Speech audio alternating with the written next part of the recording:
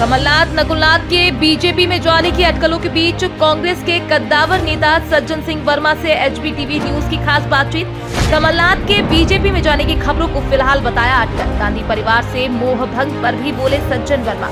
जीतू पटवारी और उमंग सिंघार को बताया कमलनाथ के बच्चे। मेरे साथ इस वक्त कांग्रेस के कद्दावर नेता सज्जन सिंह वर्मा मौजूद हैं और हम उनसे इस वक्त जो कमलनाथ जी और नकुलनाथ जी के बीजेपी में जाने की अटकलें चल रही हैं उस पर बातचीत करेंगे। सबसे पहले आप बताएं कि ये जो अटकलें चल रही हैं क्या कहेंगे? अब देखिए, कई 15-20 दिन से इस तरह की अटकलें चल रही थी। असल में आज उसको हवा इसलिए मिल गई मीडिया कर्मियों के लिए कि छिंदवाड़ा का जो कार्यक्रम उनका निर्धारित था, अभी 2 दिन और होना था, वो छोड़ के अचानक उन्हें दिल्ली जाना पड़ा। तो एकदम से इस बारे में बवाल मचे कि निर्धारित कार्यक्रम छोड़ के अचानक कमलनाथ जी दिल्ली क्यों गए। तो ये अटकलें ही हैं। अभी इस तरह का कोई किसी निर्णय, कभी कमलनाथ जी जल्दी किसी इस तरह के निर्णय लेते नहीं, परिपक्व नेता। कमलनाथ जी का कांग्रेस छोड़कर जाना किसी के लिए भी बहुत आसान नहीं है मानना। हाँ, तो जो स्थितियां कांग्रेस में इस वक्त नजर आ रही हैं, चाहे वो देश स्तर की बात की जाए चाहे प्रदेश स्तर की बात की जाए, क्या आपको लगता है कि अनुकूल है इस समय कमलनाथ जी के लिए? नहीं, बात अनुकूलता की नहीं रहती है। और अभी तो देखिए, बात फिर वहीं आ गई कि कमलनाथ जी ने इस तरह का कोई निर्णय अभी लिया नहीं है। और आदमी मान सम्मान के लिए, स्वाभिमान के लिए राजनीति करता है। और मैं समझता हूँ कि कमलनाथ जी कांग्रेस ने खूब सम्मान दिया और कमलनाथ जी ने भी कांग्रेस के लिए जी तोड़ परिश्रम करके एक मुकाम पे पहुंचा है। कमलनाथ जी ने जितना परिश्रम कांग्रेस के लिए किया है वो किसी से छिपा नहीं है। और पिछला विधानसभा चुनाव की बात करें या जब कांग्रेस ने सरकार बनाई थी या उसकी हम बात करें, उसके बाद जिस तरह मध्य प्रदेश में जीतू पटवारी को प्रदेश अध्यक्ष बनाया गया, क्या कहीं इससे उनका मान सम्मान आहत हुआ? नहीं, देखिए, जीतू पटवारी, उमंग सिंघार, इनको पाल पोस के राजनीति में तो कमलनाथ ने बड़ा किया है। और सेकंड लाइन को आगे बढ़ाना ये तो हर राजनेता का धर्म है, कर्तव्य होता है।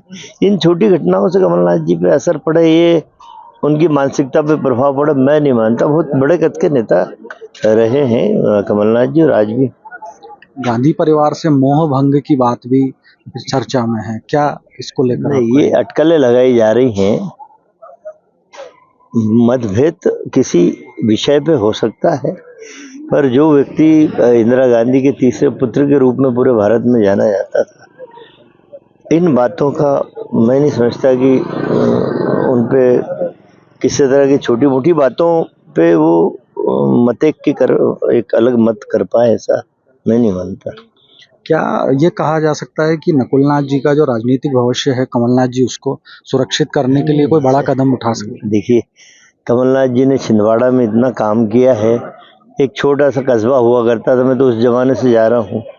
आज एक बड़े शहर, विकसित शहर के रूप में इतना इंफ्रास्ट्रक्चर डेवलप हुआ है वहाँ, आप देखते रह जाएंगे कि 4-4, 5-5 बड़ी बड़ी कंपनियों का वहाँ पे वो हम कहते हैं ना, सिखाते हैं बच्चों को, आदिवासी बच्चों के लिए 300 बच्चों को हॉस्टल भी, खाओ फ्री में, ट्रेनिंग लो और वहीं जॉब लग जाती है।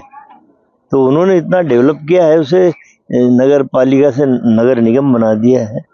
तो नकुलनाथ के लिए वहाँ कोई परेशानी हो राजनीतिक में नहीं समझता। कमलनाथ जी से आज दिल्ली में पत्रकारों ने सवाल किया तो उन्होंने बीजेपी में जाने की बात से इनकार नहीं किया। उन्होंने कहा कि जब भी ऐसा कुछ होगा मैं सबसे पहले आपको बताऊंगा। इस तरह के उनके जवाब को, क्योंकि वो एक बहुत गंभीर नेता है, उनका हर शब्द बहुत मायने रखता है, उन्होंने ये कहा कि जब भी मैं ऐसा कुछ होगा मैं सबसे पहले आपको बताऊंगा। नहीं, देखिए, असल में क्या हुआ कि इतने दिनों से अटकलें चल रही थी ना, तो उनको लगा कि एकदम से मैं छिंदवाड़ा से दिल्ली आया, एकदम से मीडिया इतनी सारी मात्रा में आ गया, तो उन्होंने कहा कि मैं अभी कहीं जा नहीं रहा हूँ और आपकी उत्कंठा ज़्यादा है, मैं आपकी उत्कंठा शांत करूँगा चंद लम्हों के बाद। कमलनाथ जी के और आपके इस्तीफे की भी चर्चा है। नहीं, बिल्कुल गलत है। कोई किसी तरह का इस्तीफा हम लोगों ने नहीं किया। मैं अभी इंदौर में हूँ, कमलनाथ जी दिल्ली में, हम लोग अपना काम कर रहे हैं। कोई ये तो अटकलें एक के बाद एक अटकलें लगती है ना, फिर अलग अलग स्टेप है अटकलों की। ये जो सोशल मीडिया पर डीपी बदली है, कमलनाथ जी की डीपी चेंज हुई, आपने भी कांग्रेस का निशान हाँ। हटा दिया। अब वो कोई वजह होगी कि कमलनाथ जी की डीपी से वो हट गई, तो क्योंकि मैं उनका अनुयायी हूँ, 40 साल के साथ उनके साथ काम कर रहा हूँ, तो प्रतीकात्मक रूप से मैंने भी हटा ली, कोई बड़ी घटना नहीं।